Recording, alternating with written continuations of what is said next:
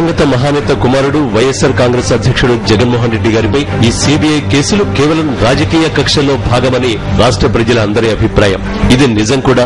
ఎందుకంటే 2004 నుంచి 2009 వరకు జగన్ గారు ఎమ్మెల్యే కాదు, ఎంపీ కాదు, కనీసం ఏ రోజు సచివాలయం వైపు కూడా వెళ్లని వ్యక్తి.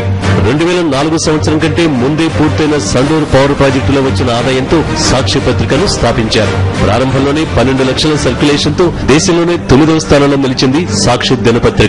జగన్ గారి వ్యాపార దక్షత, విశ్వసనీయతతో అనతి కాలంలోనే వ్యాపారాలను అభివృద్ధిని సాధించారు. అనేక మంది వ్యాపార దిగ్గజాలు కూడా జగన్ గారి కంపెనీలలో పెట్టుబడులు పెట్టారు. దానికి తగిన ఆదాయాలను కూడా ఆర్జించారు. ఇది అందరికీ తెలిసిన విషయమే. ఓదార్పు యాత్ర ద్వారా జగన్ గారి ఇమేజ్ పెరుగుతుందని గ్రహించి మహానేత కుమారుడిపై కుట్రలను ప్రారంభించారు. ఆ క్రమంలోనే జగన్ గారి వ్యాపార సంస్థలపై ఆదాయ పన్ను శాఖ దాడులు, ఈ సీబీఐ దాడులు. జగన్ గారిని కాంగ్రెస్ పార్టీ పొమ్మనలేక పొగబెట్టిన వైనాన్ని మనమంతా మర్చిపోలేదు.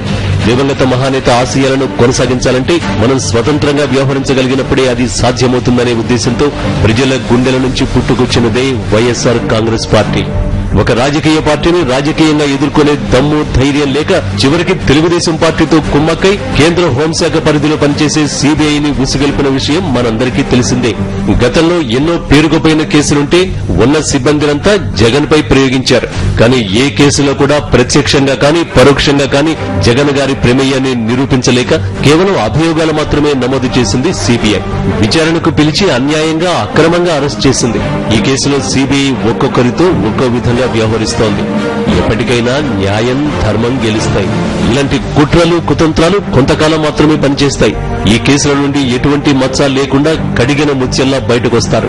రాబోయే కాలంలో రాష్ట్రంలో ఎప్పుడు ఎన్నికలు జరిగినా అఖండమైన మెజారిటీతో జగన్ గారు ముఖ్యమంత్రి అవుతారు. ఇది తథ్యం. ఈ రాష్ట్రాన్ని ఎంతో ముందుకు తీసుకువెళ్లాలని దివంగత మహానేత మదిలో ఎన్నో కలలు ఉండేవి. అవన్నీ జగన్ గారితో సాధ్యమని ఆశిస్తూ షేక్ రఫీ, తెట్టు గ్రామం, గుడ్లూరు మండలం, ప్రకాశం జిల్లా.